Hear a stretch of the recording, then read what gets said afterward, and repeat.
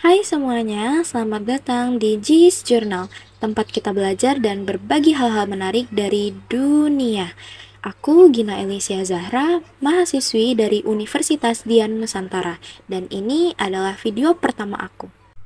Hari ini aku mau ngajak kalian semua jalan-jalan sebentar ke masa lalu buat lihat bagaimana sih perkembangan komunikasi manusia dari zaman purba sampai era kecerdasan buatan atau AI seperti sekarang. Yuk, kita mulai. Dulu sebelum ada bahasa, manusia berkomunikasi menggunakan gerak tubuh, suara, dan menggambar di dinding gua. Mereka berkumpul di sekitaran api unggun untuk bercerita tentang kegiatan mereka sehari-hari, sama seperti kita mengobrol di media sosial. Nah, waktu mereka mulai mengukir kegiatan mereka di dinding gua, ini seperti versi awal dari blogging. Tapi sayangnya, komunikasi ini hanya bisa dilakukan secara lokal, belum bisa jarak jauh. Ketika manusia mulai berpindah tempat, muncullah kebutuhan buat komunikasi jarak jauh. Salah satu cara awalnya adalah asap. Di Amerika Utara dan Tiongkok, sinyal asap digunakan sebagai sinyal bahaya. Bahkan di tembok besar, Tiongkok, sinyal asap bisa sampai sejauh 750 km dalam beberapa jam. Sampai sekarang, asap masih digunakan di Vatikan untuk mengumumkan paus baru. Lalu muncul burung merpati pos. Karena memiliki pulang alami, merpati dipakai oleh bangsa seperti Persia, Romawi, dan juga Mughal.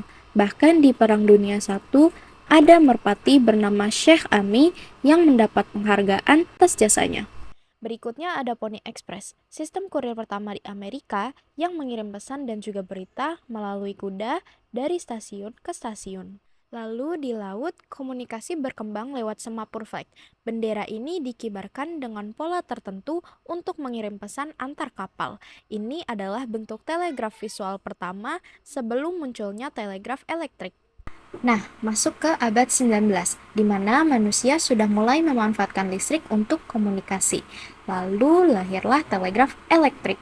Penemuan yang luar biasa pakai kode Morse untuk mengirimkan pesan jarak jauh.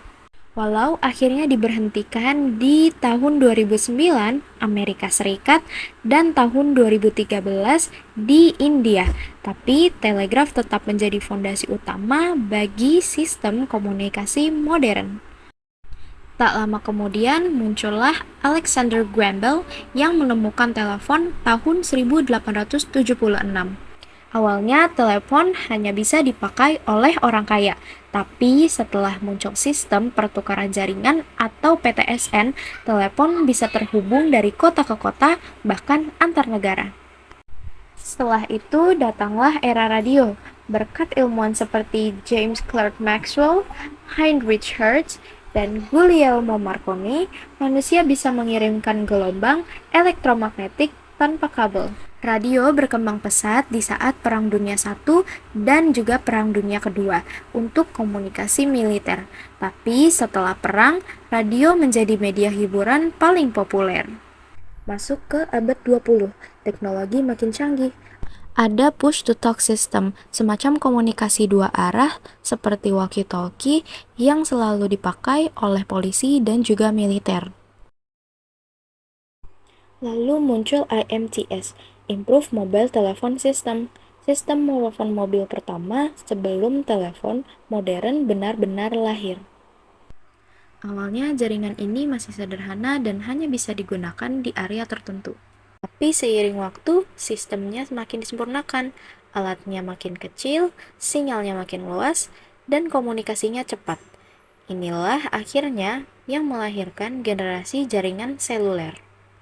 Yang pertama ada First G, jaringan analog yang cuma bisa kita pakai untuk panggilan suara.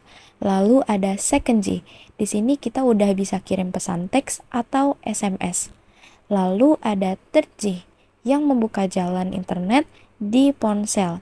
Lalu ada Fourth G, yang membawa era streaming, media sosial, dan video call.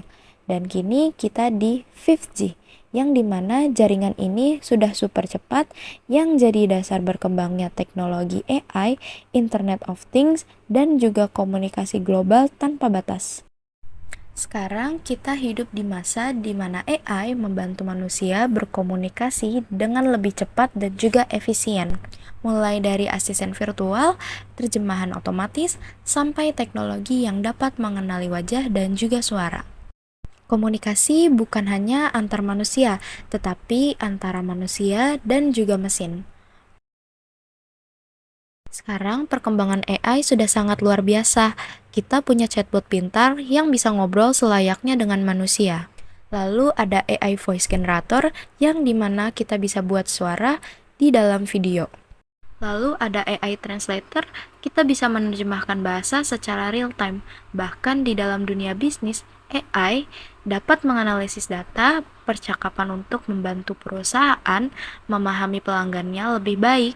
Jadi semua ini bikin komunikasi jadi lebih cepat, mudah, dan tanpa batas ruang dan waktu.